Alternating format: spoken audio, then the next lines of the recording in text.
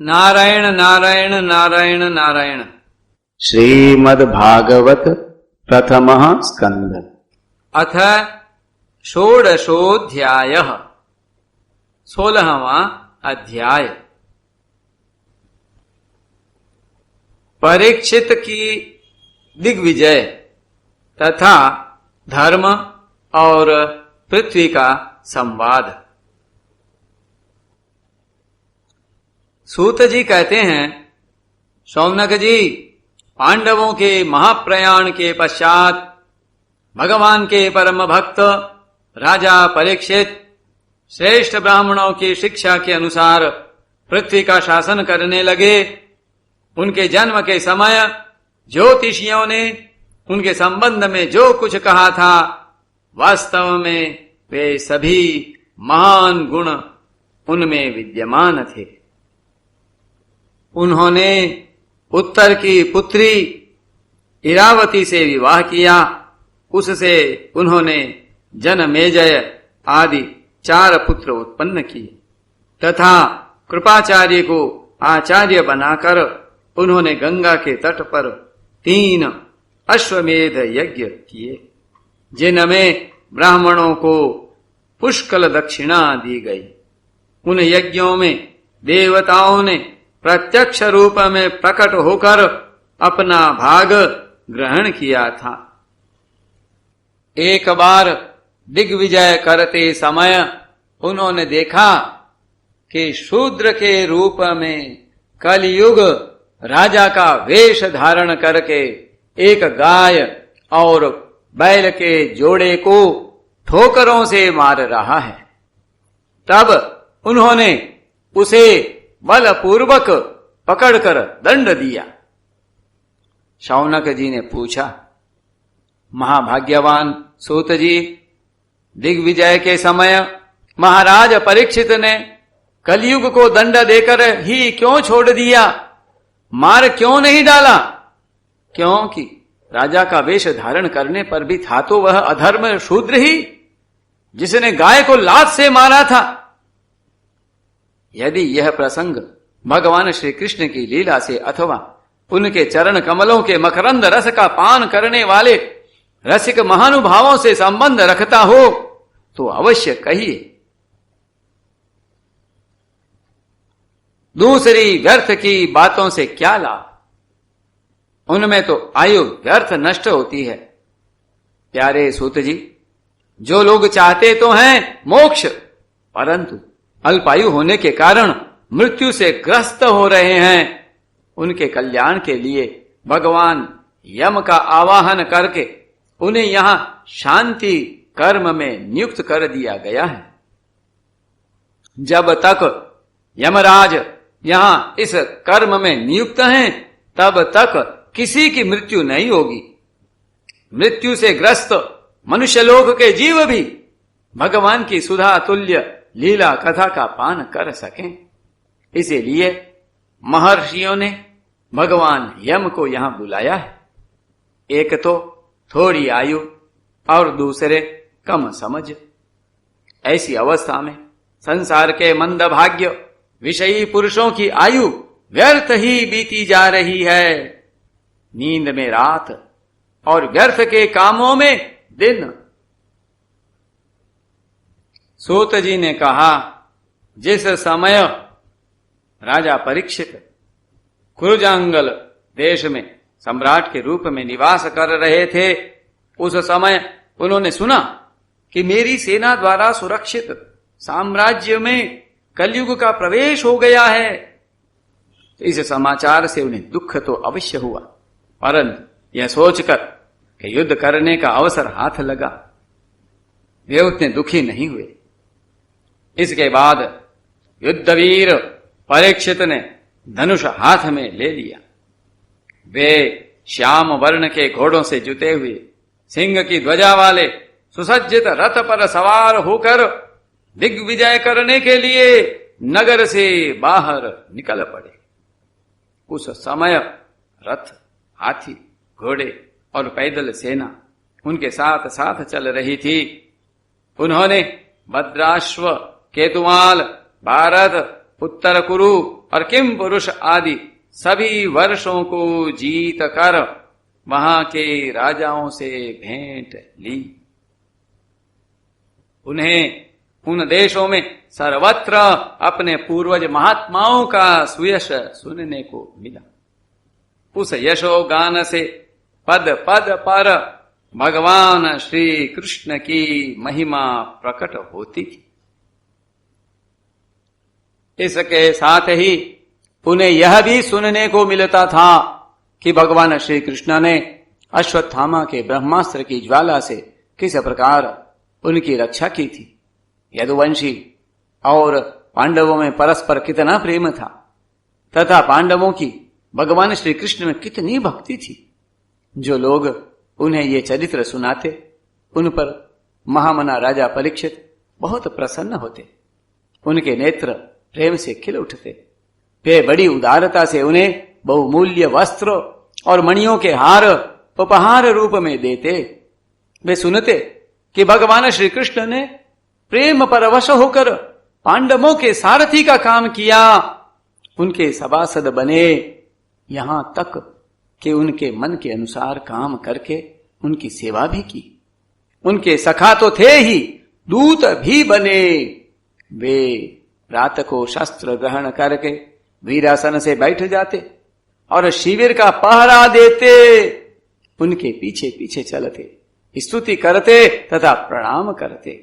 इतना ही नहीं, अपने प्रेमी पांडवों के चरणों में उन्होंने सारे जगत को झुका दिया। तब परीक्षित की भक्ति भगवान श्री कृष्ण के चरण कमलों में और भी बढ़ जाती।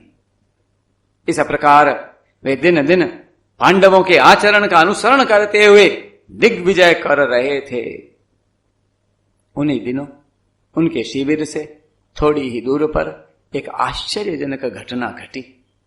वह मैं आपको सुनाता हूं। धर्म बैल का रूप धारण करके एक पैर से घूम रहा था। एक स्थान पर उसे गाय के रूप में पृथ्वी मिली। पुत्र की मृत्यु से दुखिनी माता के समान उसके नेत्रों से आंसुओं के झरने झर रहे थे। उसका शरीर श्रीहीन हो गया था। धर्म पृथ्वी से पूछने लगा। धर्म ने कहा, कल्याणी कुशल से तो हो न?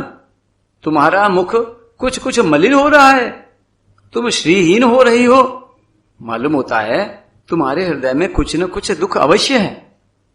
क्या तुम्हारा कोई संबंधी दूर देश में चला गया है जिसके लिए तुम इतनी चिंता कर रही हो? कहीं तुम मेरी तो चिंता नहीं कर रही हो कि अब इसके 3 पैर टूट गए, एक ही पैर रह गया है। संभव है तुम अपने लिए शोक कर रही हो कि अब शूद्र तुम्हारे ऊपर शासन करेंगे। तुम्हें इन देवताओं के लिए भी खेद हो सकता है कि जिन्हें अब यज्ञों में आहुति नहीं दी जाती, अथवा उस प्रजा के लिए भी जो वर्षा न होने के कारण अकाल एवं दुर्भिक्ष से पीड़ित हो रही है। देवी, क्या तुम राक्षस सरेखे मनुष्यों के द्वारा सताई हुई अरक्षित स्त्रियों एवं आर्त बालकों के लिए शोक कर रही हो? संभव है विद्या अब कुकर्मी ब्राह्मणों के चंगुल में पड़ गई है और ब्राह्मण विप्रद्रोही राजाओं की सेवा करने लगे हैं और इसी का तुम्हें दुख हो। आज के नाम मात्र के राजा तो 16 आने कलयुगी हो गए हैं। उन्होंने बड़े बड़े देशों को भी उजाड़ डाला है। क्या तुम उन राजाओं या देशों के लिए शोक कर रही हो? आज की जनता खान पान, वस्त्र, स्नान और स्त्री सहवास आदि में शास्त्रीय नियमों का पालन न करके स्वेच्छाचार कर रही है। क्या इसके लिए तुम दुखी हो? मां पृथ्वी, अब समझ में आया। हो न हो तुम्हें भगवान श्री कृष्ण की याद आ रही होगी, क्योंकि उन्होंने तुम्हारा भार उतारने के लिए ही अवतार लिया था और ऐसी लीलाएं की थीं जो मोक्ष का भी अवलंबन है।